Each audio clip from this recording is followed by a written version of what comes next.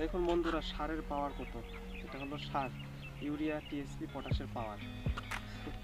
একবার দেখুন আমার হাত কই আর এটা কই, দেখুন আর মোটা কত। আর এই যে আমার অর্গানিক জিনিস, এই যে দেখুন অর্গানিকের অবস্থা, এটা কই আর এটা কোথায়, আকাশ পাতাল তফাৎ। এটা তো পুরোটা নষ্ট নষ্ট। তাহলে এগুলাতে আসলে ওষুধ বেশি করে দিলে আর কিছু হতো না, এতটা মানে পচেও যেত না বা পোকায় ধরতো না। ওখানে আমার লাগানো আছে প্রায় 150টা গাছ। ওই 150টা গাছ থেকে আমি, আমার মনে হয় না যে 10 কেজিও ভালো স্কোয়াশ তুলতে পারবো, কিন্তু এখানে 50টা গাছ থেকে আমার মনে হয় যে আমি না হলে 100 কেজি তুলতে পারবো এখন। সম্মানিত দর্শকবৃন্দ, সবাইকে জানাই আমার আদাব, নমস্কার, আসসালামু আলাইকুম। আশা করি সবাই ভালো আছেন। আজকে আপনাদেরকে আমি স্কোয়াশ চাষের দুইটা দিক দেখাবো। একটা হচ্ছে সার কীটনাশক দিয়ে যেটা চাষ করা হয়, আর একটা যেটাকে আমরা অর্গানিক বলি, বা শুধুমাত্র জৈব সার দিয়ে বা কোনো কীটনাশক পেস্টিসাইড এগুলো ইউজ না করে যেটা চাষ করা হয় সেটা দেখাবো। তো প্রথমে আমি দেখাই যে যে আমার এই জমিতে যে স্কোয়াশের গাছগুলো আছে, এখানে আমি লাগানোর সময় থেকে শুরু করে এখন পর্যন্ত তেমন কোনো কীটনাশক, ক্ষতিকারক যে কীটনাশক, পোকা মারার বা ছত্রাকনাশক এগুলো দিইনি। তো এটা প্রথমে দেখাবো এবং ওখানে দেখাবো যে সারটা সব কিছু দেওয়া হয়েছে, মানে যেভাবে চাষ করা হয় সাধারণত। তো এখন এই গাছগুলো দেখুন, গাছের সাইজ খুব একটা ভালো বোঝা যাচ্ছে না। দেখুন এখানে স্কোয়াশগুলো ছোট, সব কিন্তু একই দিনে লাগানো। দেখুন কতটুকু, এটা এটা আঙুলের থেকে একটু বড়, আচ্ছা 1 বিঘে হবে। এবং এই যে গাছগুলো দেখুন, এখানে ফুল আসছে এবং কোথাও এই যে একটা গাছ বড় হয়েছে, কোথাও একটা গাছ ছোট। শুধু তাই নয়, আমি স্কোয়াশটাও দেখাচ্ছি আপনাদের যে যদি আমরা কোনো পোকামাকড়ের ওষুধ না দিই তাহলে কোন ধরনের স্কোয়াশ হয়। এই যে দেখুন, একটু পোকায় আঁচড় দিলে সেখান থেকে আঠা বের হয়েছে। আবার এই যে এটা একটা স্কোয়াশ, সাইজটা দেখুন, এই যে দেখুন এখানে আবার পোকার আক্রমণ হয়েছে। যদি এখানে পোকার ওষুধ দেওয়া থাকতো তাহলে কিন্তু এই পোকার আক্রমণটা হতো না। কি করবেন, আমি এখানে এভাবে চাষ করে কি করব, পুরা এলাকা তো পোকামাকড় নাশক ব্যবহার করাই হয়, তাই না?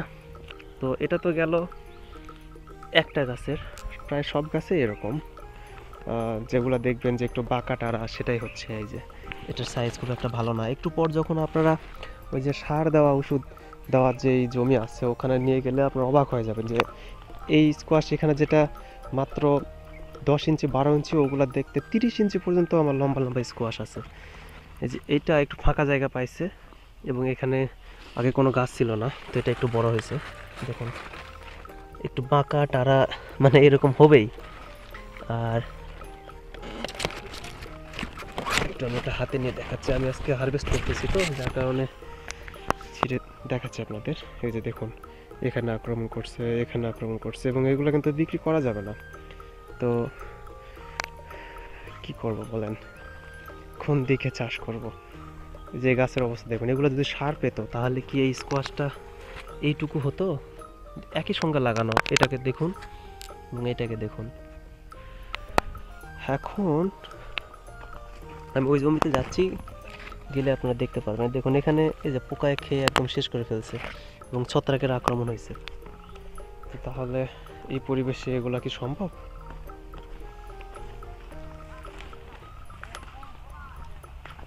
এই যে আক্রমণ করছে যেগুলো সেগুলা, আর যে ওগুলো একটু কম্পেয়ার করতেছি। হ্যাঁ, তো আপনাদের আমি ওই জমিতে নিয়ে যাই দেখাচ্ছি। ভিডিওটি সে কীভাবে মাপ করবেন কি জানি, কে কাটলো দেখ, খুঁজে বাড়ি বাড়ি যা যা জিজ্ঞাসা কর। জমি থাকলে এখন মানুষজন নিয়ে যাবে, কি করব। আচ্ছা দেখুন, এই জমিতে আসতেই প্রথম যেটা সেটাই আপনাদেরকে দেখায়। এই যে গাছ, আপনাদের তো জমি দেখায়নি, দেখুন পুরো একদম ভরা একটা গাছ, দেখুন কত সুন্দর, প্রচুর স্কোয়াশ আছে। এখানে সার দেওয়া হয়েছে, ইউরিয়া দেওয়া হয়েছে, ডিএপি দেওয়া হয়েছে, কোনো ধরনের খাদ্য ঘাটতি নাই। তো এটার পাশে এগুলো রাখলে বাচ্চা বাচ্চা মনে হবে। দেখুন এটার সাইজ দেখুন, আর এগুলো দেখুন বাঁকা টারা।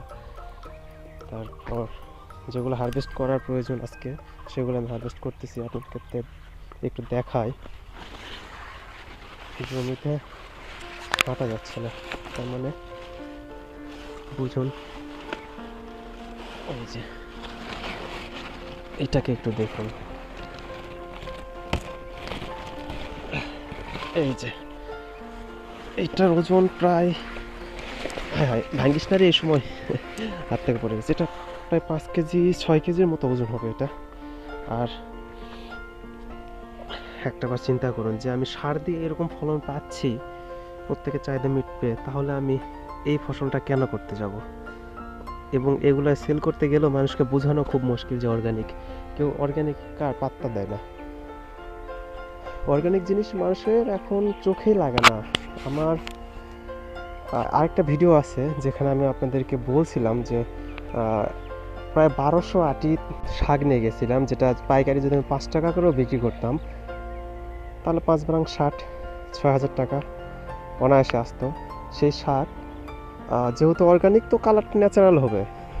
আপনারা যখন সার পেস্টিসাইড এগুলো স্প্রে করবেন তখন তো কালারটা চকচকা হয়, তো আমার ওই শাকটার কালার অতটা ভালো ছিল না, তো ব্যাপারীদের বোঝাতেই পারিনি যে এগুলো নিরাপদ।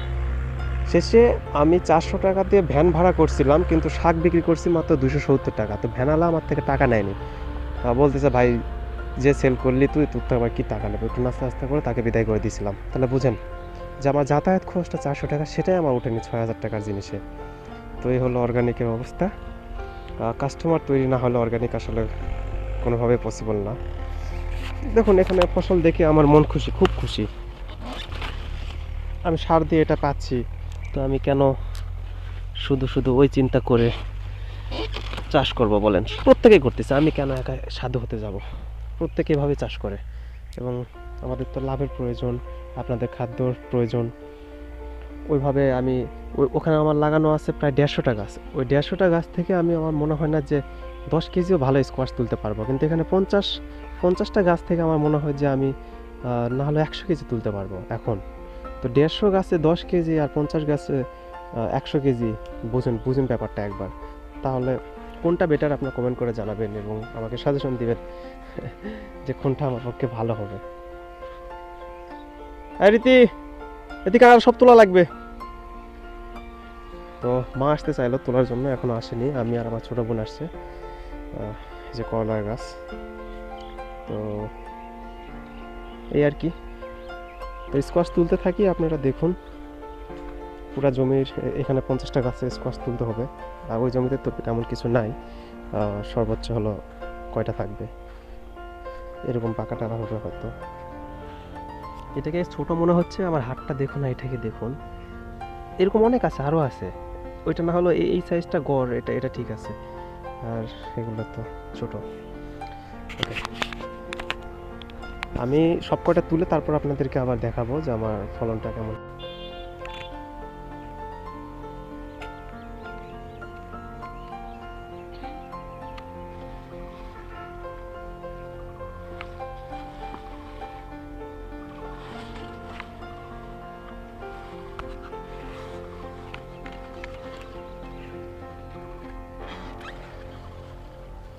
এগুলার সাইজ অন্তত ভালো আছে, আর দেখতেও ভালো লাগতেছে এগুলো।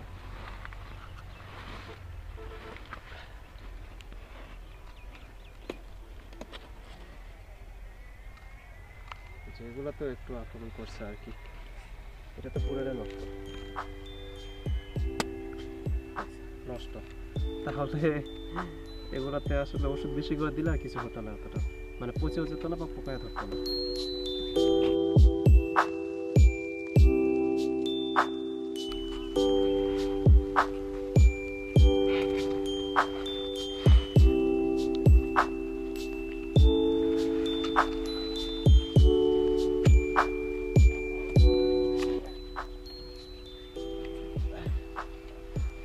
দেখুন বন্ধুরা, সারের পাওয়ার কত। এটা হলো সার, ইউরিয়া, টিএসপি, পটাশের পাওয়ার। আর আমরা কি চাষ করি?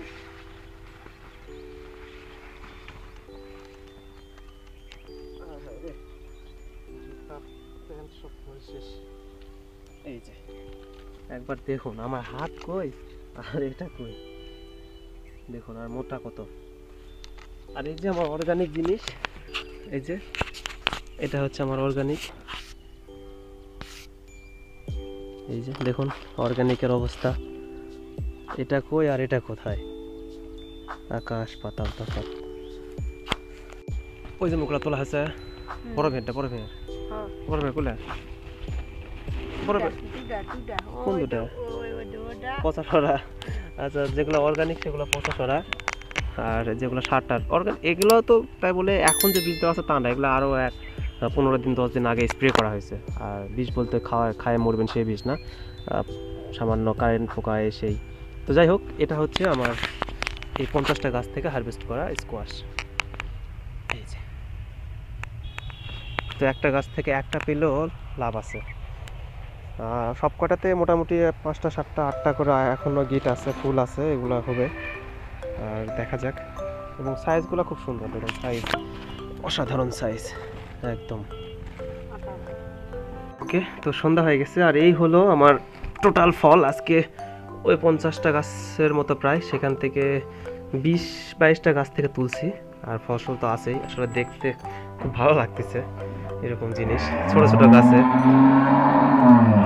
ওই যে আমার হাম্বা, ওটা হা হা করেছে, হাম্বা হাম্বা। দেখুন কতটুকু ছোট্ট একটা গাছ, এত বড়, মানে আপনার 7 থেকে 8 ইঞ্চি একটা গাছ, সেখানে কত বড় ফল, যেগুলো আগে আমাদের মাচায় দিতে হতো, ওকে খাবার দিতে হবে আগে। ওকে, তো এই যে দেখুন, যেগুলো আগে মাচায় হতো, বড় বড় মাচা দিতে হতো, তারপর 1টা 2টা করে ঝুলে ঝুলে থাকতো। তো এক ব্যাগ রেখে আসলাম, আর এই যে আরেক ব্যাগ, এখানে আছে মনে হয় 15টা, আর একটা ব্যাগে ছিল 10টা। 25টা ভালো পাইছি, আর বাকিগুলা খুব একটা ভালো না। তো ওগুলো তো আর দেওয়া যায় না মানুষের মধ্যে।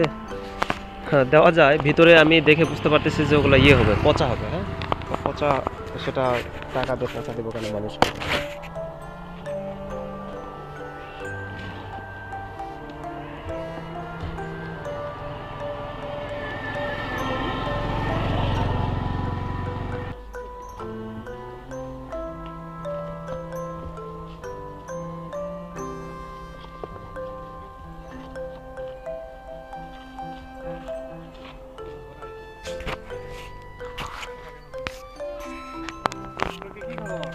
এই তো না, স্কোয়াশ তুললাম, স্কোয়াশ সৌদি কদু।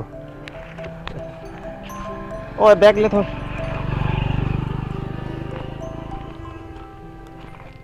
তো ধন্যবাদ সবাইকে ভিডিওটি দেখার জন্য। চ্যানেল নতুন হলে অবশ্যই সাবস্ক্রাইব করবেন। আর কেমন লাগলো আমার স্কোয়াশ চাষ জানাবেন, আর আপনাদের মতামত জানাবেন অবশ্যই, কোনটা ভালো কোনটা মন্দ। ওকে, বাসায় যেতে হবে, কালকে সকালে এগুলো নিয়ে বাজারে যাবে। সবাই ভালো থাকবেন, সকলে সুস্বাস্থ্য কামনা করে ভিডিওটি এখানে শেষ করছি। টাটা।